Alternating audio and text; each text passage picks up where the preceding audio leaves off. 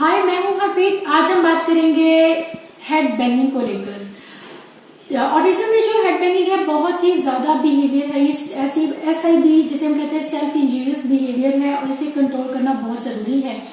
Starting में ये behaviour head eating होती है, जो हम सबसे पहले जानेंगे कि जो हेड ईटिंग है या हेड बैंगिंग आखिर है क्या है।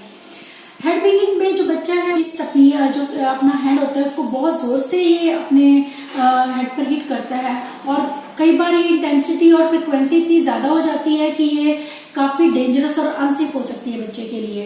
तो इसलिए इस बिहेवियर को रोकना बहुत जरूरी है। और ये बिहेवियर सिर्फ ये नहीं है कि बच्चा अपने आप को मार रहा है, वे अपने हेड को कहीं भी मतलब अपने सिर को कहीं भी मार सकता है, चाहे वो चेयर है, टेबल है या इवन की दीवार पे या कोई बेड है या फिर कोई भी ऐसी चीज जिससे बच्चे को चोट भी लग सकती है। उसे इस चीज का नहीं रहता है कि उसे चोट भी लग सकती है। तो ये जो चीज है, इसलिए हेड बैंगिंग जो है इसको कंट्रोल करना बहुत जरूरी है।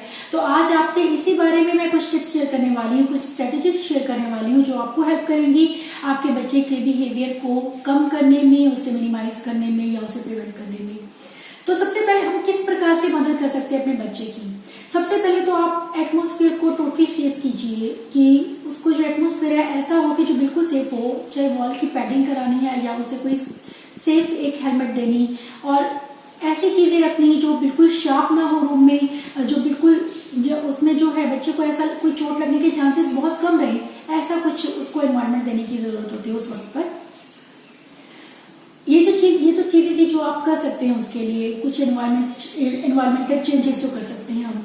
इसके अलावा कुछ पेरेंट्स होते हैं जो बहुत ज्यादा वरीड हो जाते हैं इस चीज को लेकर। जब बच्चा उनका हेड बैंगिंग करता है तो उस सिचुएशन में वो लोग समझ नहीं पाते हैं कि हम क्या करें, क्या किया जाए आखिर इस सिचुएशन में। कभी कभी हम बहुत हेल्पलेस हो जाते हैं और हम अपने बच्चे को इसी सिचुएशन में देख भी नहीं पाते हैं और काफी ज्यादा दुखी भी होते हैं। एक बहुत ओवरवेलमिंग सिचुएशन होती है पेरेंट्स के लिए इस चीज को फेस करना कि क्या किया जाए।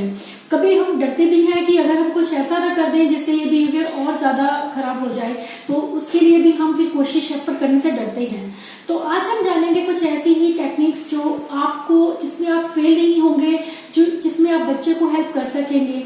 सबसे पहले तो जरूरी है बिहेवियर, किसी भी बिहेवियर को जो है हमें कम करने के लिए उसको समझना बहुत जरूरी है, फिगर आउट करना जरूरी है कि आखिर फंक्शन क्या है उस बिहेवियर का। क्योंकि ऑटिज्म में बच्चों को कम्युनिकेशन डिफिकल्टीज होने की वजह से बच्चे खुद को एक्सप्रेस कर नहीं पाते हैं और वो कई बार बिहेवियर के थ्रू खुद को एक्सप्रेस करते हैं। कई बार तो कहा जाता है कि behaviour is a form of communication. Autism में जो बिहेवियर है वो कम्युनिकेशन ही है उनका। हमें ये समझने की जरूरत है कि हमारा बच्चा आखिर क्या कम्युनिकेट करना चाह रहा है। तो इसलिए हमें उस बिहेवियर को असेस करने की जरूरत होती है। आप चाहे तो किसी बिहेवियर थेरेपिस्ट की हेल्प ले सकती हैं, एक अच्छा प्रोग्राम देने में उनकी, वो असेस करके आपको बता सकते हैं कि क्या रीजन है और उसको किस तरह से डील करना है। या फिर आप यह भी कर सकते हैं कि आप उसको समझे खुद से और फिगर आउट करें, क्योंकि आप एज बीइंग ए मदर या बीइंग प्रोफेशनल आप जानते हैं कि आपका बच्चा जो है किन सिचुएशन में और क्यों कर रहा है, ये जानना बहुत जरूरी है। क्या ट्रिगर है जिसकी वजह से बच्चा, क्या ट्रिगर है जो जिसकी वजह से बच्चे का हेड बैंगिंग स्टार्ट हुआ है, क्या कहना चाह रहा है वो।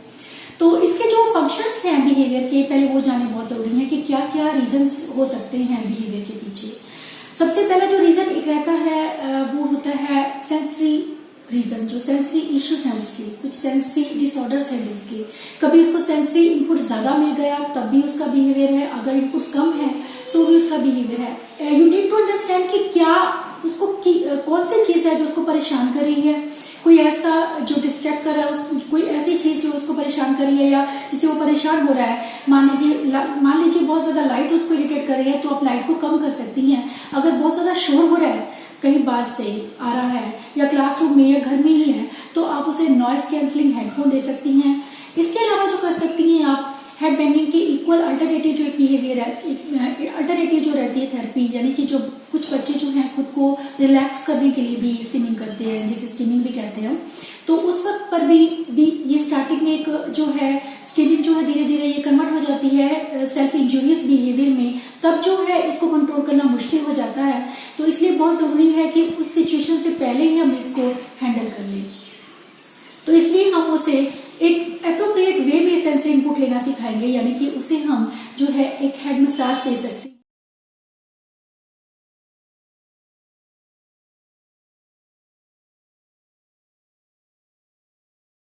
हैं या फिर हेड प्रेशर दे सकते हैं। इसके अलावा जो है वाइब्रेटिंग पिलो या फिर वाइब्रेशन जो है वो जो उसको चाहिए वो उसको हेल्प कर सकती है। इस जो सेंसरी इनपुट जो उसको चाहिए वो जब उसको मिल जाता है तो उससे जो है वो काफी रिलैक्स हो जाता है, तो उसको हेड बैंगिंग की जरूरत नहीं पड़ती। इसके अलावा जो चीज रहती है, आप उसे योगा बॉल दे सकते हैं, रॉकिंग चेयर दे सकते हैं।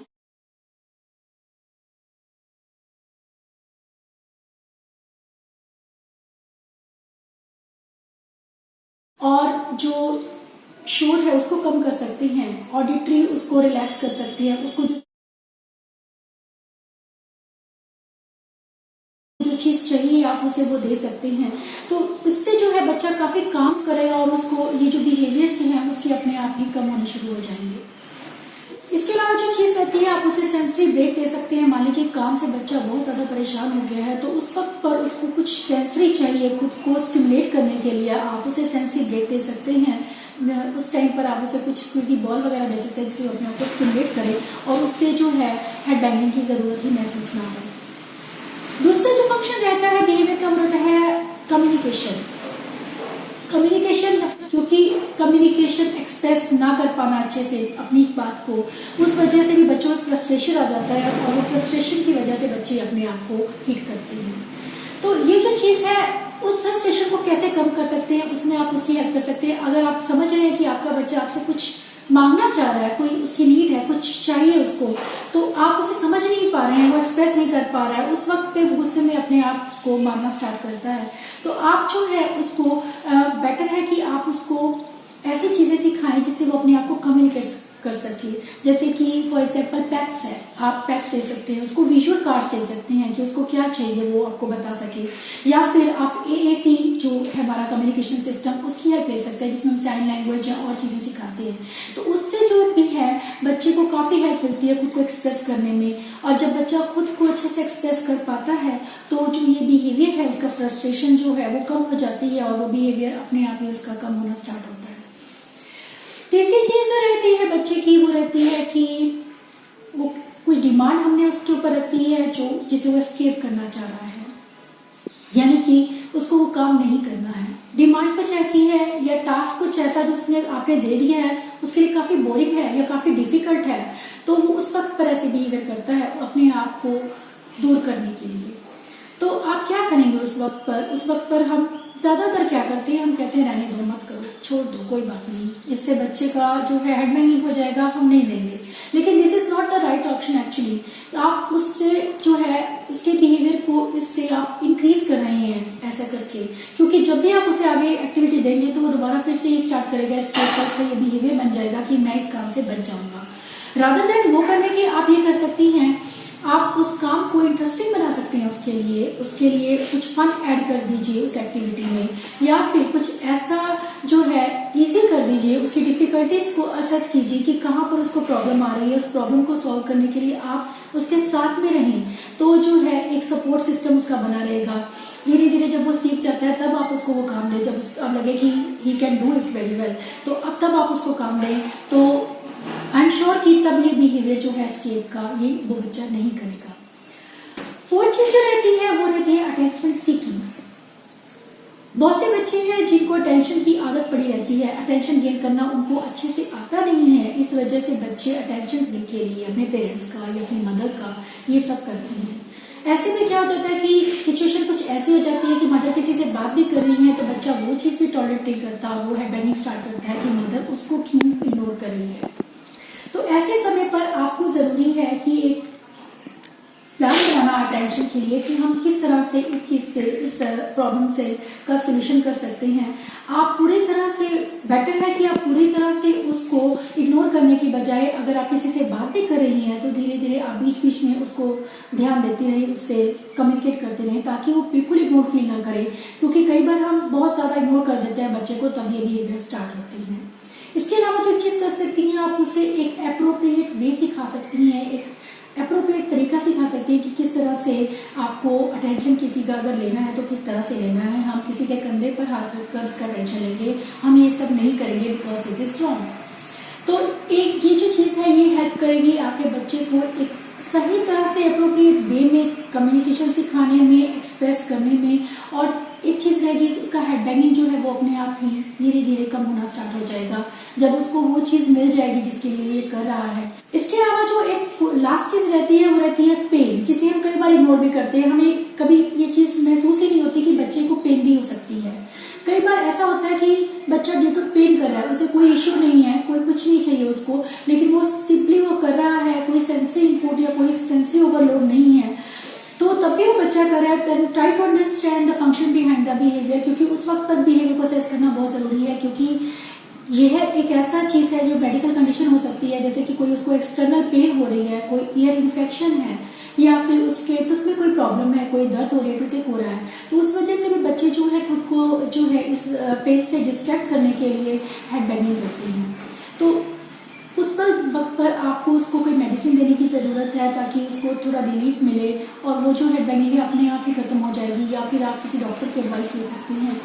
तो आई एम श्योर कि ये जो थेरेपी, जो मैंने स्ट्रेटेजीज या टिप्स जो आपके साथ शेयर की हैं, ये आपको काफ़ी यूजफुल रहेंगी आपके बच्चे के बिहेवियर को, इस बिहेवियर को, स्पेशली जो ये सेल्फ इंजीरियस बिहेवियर है, इसको प्रिवेंट करने में, क्योंकि ये काफ़ी डेंजरस बिहेवियर है, अनसेफ है बच्चों के लिए। तो इसको प्रिवेंट करना बहुत ज़रूरी है ताकि हमारा बच्चा जो है किसी भी ऐसी अनसेफ सिचुएशन में ना आए।